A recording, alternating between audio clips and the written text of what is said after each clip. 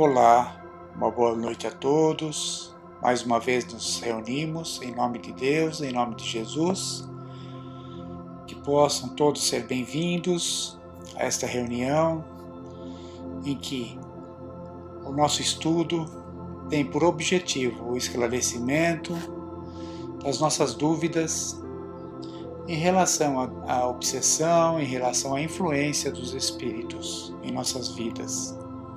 Convidamos a todos os espíritos encarnados e desencarnados que estão presentes neste momento, em nosso pensamento, em nosso lar, para que participem conosco deste estudo e tenham também o entendimento necessário para a melhoria, para a tranquilidade dos sentimentos e que possam também receber o consolo do alto nas suas dúvidas, nas suas inseguranças diante da vida.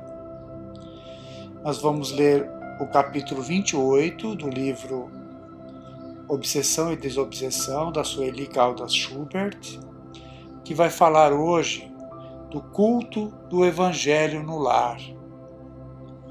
Uma coisa muito importante, uma prática muito importante para nós espíritas, termos um dia da semana para dedicar ao Evangelho no nosso lar, para equilibrar as energias, para termos momento em família, de leituras, de entendimento do Evangelho, sobre temas saudáveis da doutrina espírita, do cristianismo. Vamos ver o que ela fala aqui. Ela fala assim, ela cita algumas frases do livro Messe de Amor, de Joana de Ângeles, psicografia do Divaldo Franco, capítulo 59, fala assim: dedica uma das 7 noites da semana ao culto evangélico no lar, a fim de que Jesus possa pernoitar em tua casa. Quando o lar se converte em santuário, o crime se recolhe ao museu. Jesus no lar é vida para o lar. Fecha aspas. Então essas frases são do livro, desse livro de Joana de Ângeles, Messe de Amor. Aí ela comenta assim: a excelência da prática do culto do Evangelho no lar é sentida desde os primeiros momentos em que é inaugurada. A reflexão da família em torno dos ensinos do Mestre, as ponderações e comentários sob o ponto de vista de cada um, são elementos altamente terapêuticos, favorecendo a psicosfera do lar. A oração em conjunto amplia os horizontes mentais e eleva as almas na direção do bem. O clima criado nos instantes do culto do Evangelho favorece o entendimento e a fraternidade, pois cada um se coloca mais perto do outro em posição mental receptiva ao amparo dos benfeitores invisíveis. Nesses instantes de serena beleza em que o círculo doméstico se volta para Jesus, os mensageiros do bem se acercam do lar e os familiares já desencarnados e que preocupam em velar pelos que ficaram na crosta terrestre e que tenham condições para isso, que tenham equilíbrio para isso na sua condição, se aproximam e esparzem sobre todos os eflúvios de paz, de harmonia, e as energias que fluem do mais alto retemperam as forças, dando um bom ânimo imprescindível ao prosseguimento das lutas cotidianas. O culto do Evangelho contribui para ajudar-nos a vivenciar os ensinamentos com que o Espiritismo nos felicita a alma. Muitos atritos, muitas rixas familiares, poderão ser evitadas com esta prática tão benéfica. Os familiares do obsediado que aceitem a terapêutica espírita devem ser orientados tanto quanto eles mesmos, se tiverem condições para adotarem esta medida. Existem muitos centros e grupos espíritas que se dedicam à implantação do culto do Evangelho no lar. Este é um trabalho bastante proveitoso e que muito contribui para a pacificação das famílias. Esse culto do Evangelho do lar, ele é recomendado, para que se possa transformar o nosso lar verdadeiramente num ambiente tranquilo, com um ambiente favorável, com a participação dos bons espíritos, dos nossos espíritos protetores, para que venham neste dia, neste horário, a fazerem parte também desse momento em nossas vidas. É o momento em que transformamos a atmosfera do ambiente doméstico e chega até a envolver ali vizinhos, até o quarteirão todo, naquela vibração de amor, de paz, nesses momentos, poucos minutos, 10, 15 minutos no máximo, uma vez por semana, no mesmo horário, no mesmo dia, e fazendo essas vibrações, essa leitura do Evangelho, leitura de um texto de cristão, das literatura espírita, breves comentários e vibrações em favor de tantos necessitados, em favor de nós mesmos, daqueles que estão conosco ali no ambiente doméstico, encarnados ou desencarnados, tudo isso vai nos ajudar. Também existe um texto da Joana de Ângeles também, do livro SOS Família, que ela fala do Evangelho no lar, a oração em família, que ela diz. É um estudo, chega a ser considerado um estudo cristão no lar. É a oportunidade de conviver algumas horas com espíritos de luz, que virão nos ajudar nas provações purificadoras em nome daquele que é benfeitor, vigilante e amigo de todos nós. Aí ela dá um roteiro para que possamos fazer esse Evangelho no lar, esse culto do Evangelho no lar. Ela fala assim: escolher um dia da semana e horário em que os familiares possam se reunir. Providenciar um recipiente com água para ser fluidificada pelos espíritos durante a reunião em que será servida no final. Iniciar no horário escolhido com a prece, um Pai Nosso ou uma prece espontânea. Leitura de um trecho do Evangelho segundo o Espiritismo. Comentários breves sobre o assunto e aplicar os ensinamentos lidos no nosso dia a dia. Fazer vibrações por aqueles pelos familiares, pelos amigos, pelos desafetos também, encarnados ou desencarnados, pelos pais, pelo nosso planeta, emitindo sentimentos de pensamentos de amor, paz e harmonia. Fazer a prece de encerramento agradecendo o amparo e a assistência recebida dos espíritos. Esse é o roteiro, para 10, 15 minutos desse Evangelho no lar.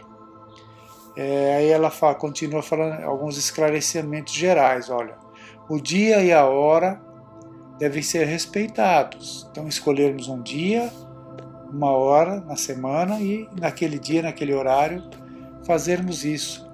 Duração, 15 minutos são suficientes. Água fluidificada, um copo com um pouco de água para cada participante ali do Evangelho, da família. Usar como base o Evangelho segundo o Espiritismo, podendo se complementar com mensagens do Emmanuel, de André Luiz, etc. Uma prece espontânea, não requer nenhum preparo anterior, um preparo serenidade, né, boas intenções e fé. Esse é o preparo. Não utilizar nenhum aparato na hora, né? Não precisa usar roupas diferentes, velas, fotos, nada disso. Para vibrações que serão feitas para as pessoas ali, né? Somente o pensamento. Não devem ocorrer manifestações mediúnicas, nem passes, né? Incorporações, essas coisas não devem acontecer nesse momento. Essas coisas têm que acontecer no centro espírita. E são essas as recomendações gerais para que se faça a implantação desse evangelho, o estudo, culto do evangelho no lar. E para complementar este assunto, vamos ver aqui do Evangelho segundo o Espiritismo, no capítulo 27, né, sobre pedir e obtereis. Como o Evangelho do Lar envolve as nossas orações, envolve as nossas preces, aqui no Evangelho, nesse capítulo, ele fala da eficácia da prece. Como que a prece tem a sua abrangência, como que ela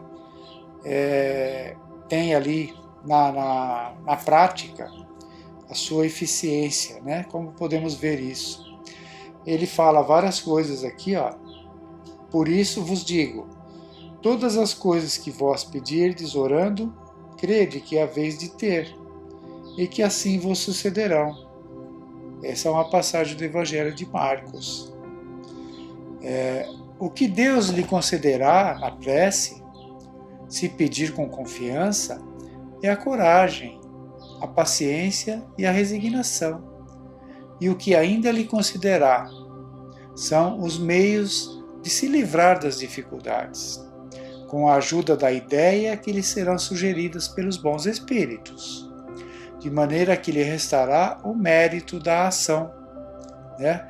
A nos livrar das dificuldades. Não são eles que nos tirarão as dificuldades do caminho, somos nós que teremos que superar as dificuldades. Pedimos nas preces, sim, muitas, para que Deus nos ajude, para que os Espíritos nos ajudem em muitas coisas, mas o que eles vão nos fazer é dar os meios, nos intuir, nos orientar, os meios de nos livrarmos dessas dificuldades, mas o mérito, o esforço terá que ser nosso. Não, eles não farão o esforço por nós, eles nos darão o caminho, nos darão a orientação, a intuição para que tenhamos a confiança, a coragem, a paciência, a resignação e sim, a forma de nos livrarmos, de superarmos as dificuldades. Mas a ação será nossa. Então, no culto do Evangelho do Lar, quando fizermos as nossas preces, os nossos pedidos, teremos como retorno essa situação, né? A coragem, a paciência, a resignação, se fizermos realmente as preces com convicção, com coração, né? Com sentimento. E no Livro dos Espíritos, também, no livro 3º, capítulo 2º, Lei de Adoração, também tem sobre a prece, né, da prece. A questão 659, ele fala assim, Kardec pergunta, qual é o caráter geral da prece? Eles respondem, a prece é um ato de adoração. Fazer preces a Deus é pensar nele, aproximar-se dele, pôr-se em comunicação com ele. Pela prece podemos fazer 3 coisas: louvar, pedir e agradecer. Aí na questão seguinte, ele continua, a prece torna o homem melhor? Resposta, sim, porque aquele que faz preces com fervor e confiança se torna mais forte contra as tentações do mal. Aí Deus lhe envia bons espíritos para o assistir. É um socorro jamais recusado, quando o pedimos com sinceridade. Então vemos aqui que tudo que foi dito com relação ao culto do Evangelho no Lar tem procedência.